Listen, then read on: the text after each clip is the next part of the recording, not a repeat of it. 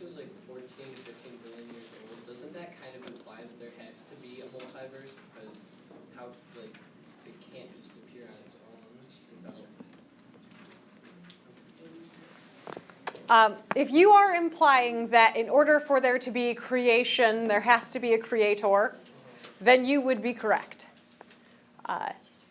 That's metaphysics. The idea that you know the basic rules of physics, right? Now, I'm not a physics teacher, but I'm pretty confident you guys have heard these before. An object in motion stays in motion. An object at rest stays at rest, right? You've heard these things? So in order for anything to be, there has to be something that creates the thing to be, right? And in order for something to be moving, there has to be some mover. So in the metaphysics circle, what you're arguing is very Aristotelian of you, and we would call it the prime mover argument, that in order for the universe to have begun its motion, there has to have been a prime mover. Now, since we're in a Catholic school, we can give the prime mover a name if we want, rather than just calling him the prime mover. But that's what Aristotle would have said. So if you were listening to Mr. Broussard when he was here, he talked about that. He didn't say the words prime mover, because he was trying to make it a little bit more accessible for those who didn't have the philosophy and the Aristotelian background. But that's what he was talking about. Metaphysics, then, kind of deals in that realm, in the realm of, well, the metaphysical, right? Time, space, how all of them relate, and the rules that then would govern the universe. So we're saying that 14 to 15 billion years ago, I'm perfectly comfortable if you're willing to say that there's a prime mover who caused what was a super dense mass to explode. There was a super dense mass that contained all of the matter in our known universe. Now, you'll also notice I said something right there. In our known universe. I choose my words very carefully in here. There was a super dense mass that contained all of that matter that exploded. Bang. What was that? That's the Big Bang Theory. That is that idea. Mm-hmm. Where did the super dense mass come from? As a scientist, I cannot actually explore that possibility. I don't know. A metaphysicist would be like thrilled. A philosopher would love to talk about that. Natural scientist, I'm like, it's not in front of me. I can't poke it. I can't subject it to an experiment. I can't look for evidence of it. I don't know. So don't interpret my saying I don't know as that other people wouldn't engage that question. I'm saying natural science doesn't engage that question. Thank goodness Mr. Broussard was here. It's like I just get to repeat his whole story. That's so convenient. So these 14 to 15 billion years ago, you got that bang, and it sent all of that stuff hurtling outwards. And I like the word hurtling there because it like implies some velocity and it makes it sound like violent, right? And there's some evidence we have that supports this idea. And the evidence was discovered by a guy named Edwin Hubble. If you recognize the last name Hubble, you should. Something was named for him because of his contributions in physics and astronomy. What was his name for? Telescope. So Edwin Hubble was observing light from distant galaxies. And he noticed something about that light, which to you guys is not going to be intuitive. But I will extrapolate the same concept for sound. And the sound version of this concept you totally get, you understand it. Especially those of you who are starting to take driver's ed, you will appreciate this concept very much. And throughout the rest of your driving, you will appreciate this concept. Emergency vehicles alert you to their presence by putting on sirens. You, ever since you were very small, you understood whether or not the emergency vehicle was moving towards you or away from you, or was stationary based on the sound it was making. Do you agree? You can tell? You're like, yes, it's obvious. Like, I don't think very hard about it. It's the same way my parents know when they hear it and they're driving. What happens when the sound is moving towards you? What do you notice about the sound? Besides being louder in decibel, because the origin is getting nearer to you, what else happens to the sound?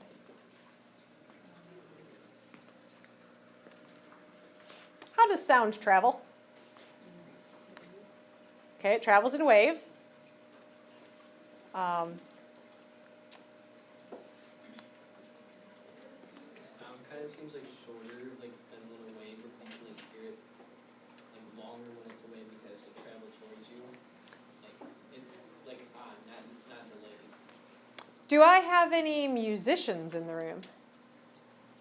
Musicians in the room, can you distinguish between pitch and frequency for me?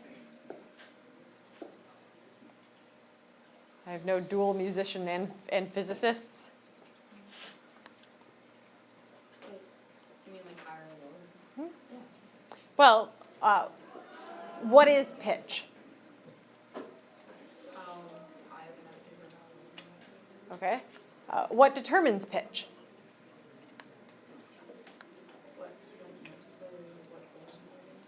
Okay. Changing those notes, is that, what does that change about the sound? How does it make the sound actually different?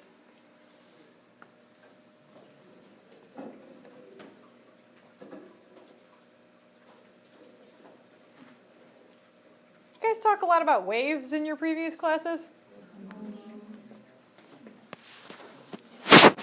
Where did you all go to school? This is helpful because I'm supposed to be meeting with some local area grade school science teachers, and they want to know what concepts that we would like you to come with. I would like you to have come with this concept. towards us? Would it come at like a blue light, then like an indigo light, then a violet light? The light we would be talking about would have to be somewhere much farther away. So we're talking about like far light, like not something that close to us. I thought light was farther away was red. An object moving away from you is red. It's not the distance that the object is away from you, it's the direction it's moving in respect to you. So, did you say that the light he was studying was from the Big Bang? The light that he's studying is from distant galaxies. He's interpreting the color of the light, what we call it a red shift, red-shift. So he's interpreting that red shift to mean that the Big Bang happened. He's just providing, it's just indirect evidence. Because obviously none of us were here 13 to 15 billion years ago, agreed? So there's no way we could have direct observations of it. He would be making an indirect observation. So it's supporting the Big Bang? If the sun's like, the light is coming towards us, why isn't it like blue or violet? Is the sun coming towards us or is the light coming towards us? The light's only shifted in color if the source of the light is coming towards us. And if the source of the light comes towards us, we are toast on that one. So why, like, if you stare at the sun, you know, like. It's a truly terrible idea. When you stare at the sun, though, there's like a blue ball that surrounds it. Am I the only one that happens to? You're the only one that stared at the sun. No, it's okay. You guys have never stared at the sun? Actually, I know what you're talking about. Everybody's Yeah. Oh, like when you look It's like a little away, blue Yeah. ball. and there's like a black light. Oh. Like, in your Like you eye. close your eyes and you like see it. Okay, that phenomenon where you close your eyes and you see it, or you have that black dot, is more associated with your eye and what's going on in your eye than the sun. If you go Same thing's gonna happen if you go stare into Squirt's light bulb close enough. Yeah, don't. That was not me giving you permission to go. Okay, just check it. So Edwin Hubble's, yep. So how did he interpret the redshift light to mean that there was the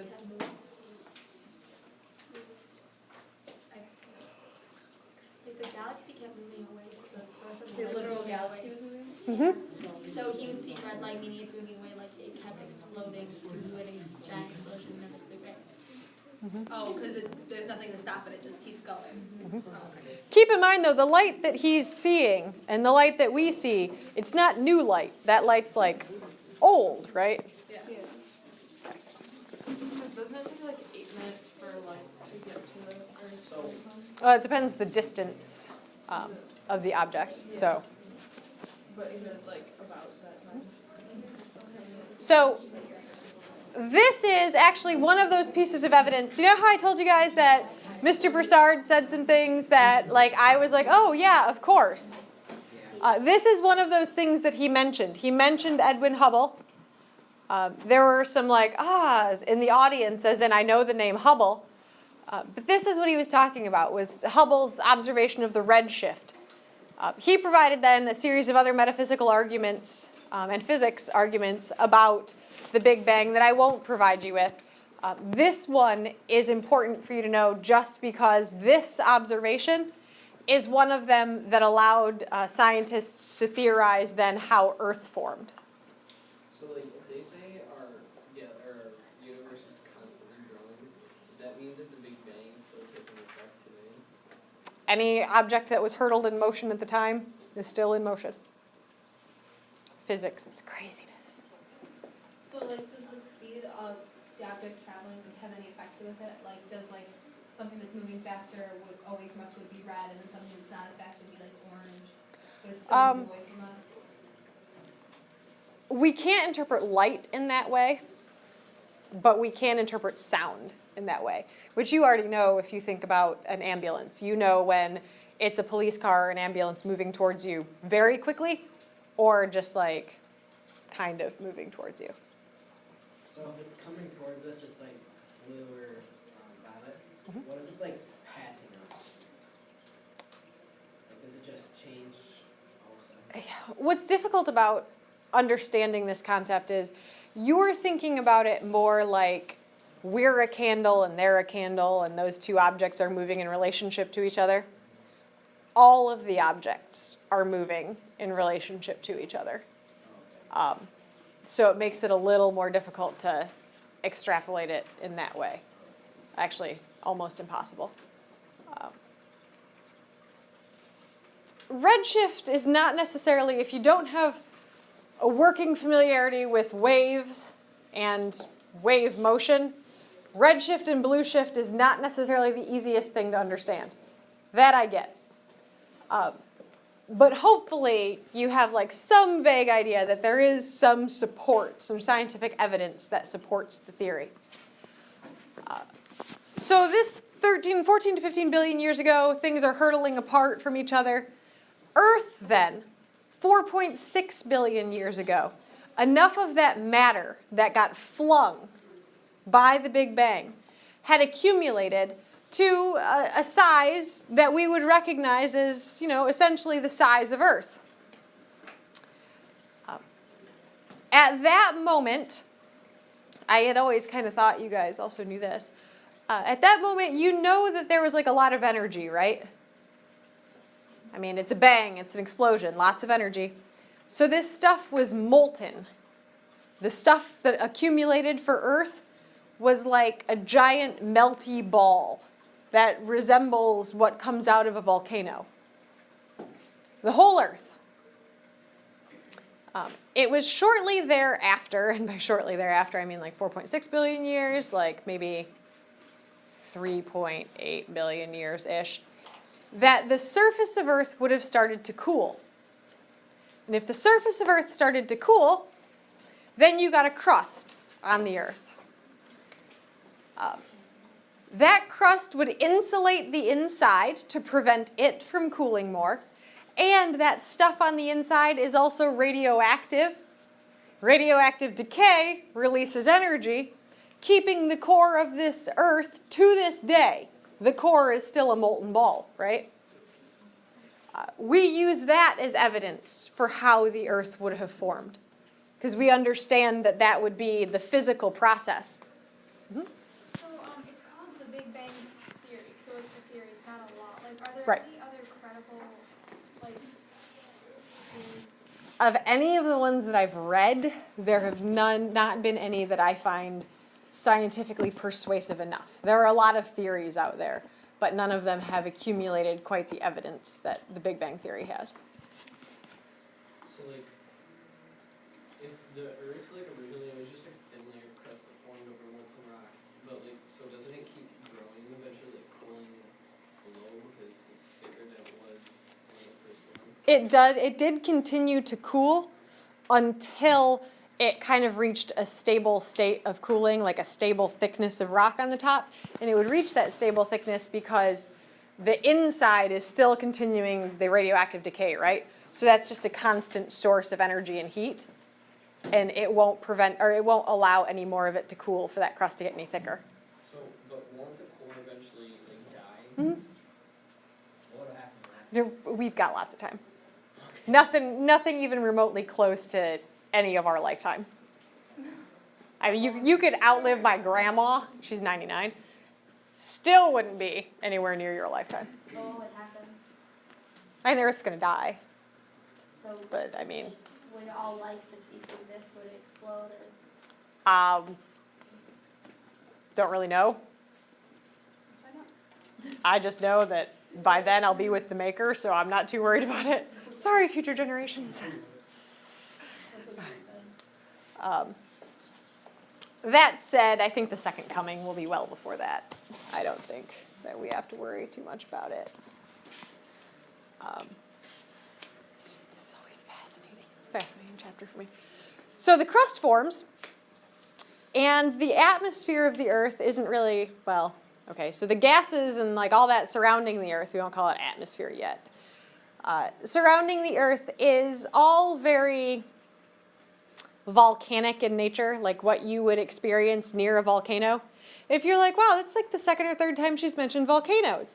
That's because a lot of what scientists theorize the early Earth would have been like is from our knowledge of volcanoes.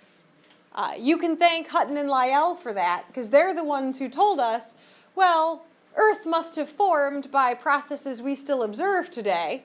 You know, uniformitarianism, what shaped the world now is what shaped the world then. So it was also hot still. So there was no water on the surface of Earth because, well, what happens to water at 212 degrees? All right, it boils, it's evaporated. So the Earth was surrounded by water vapor.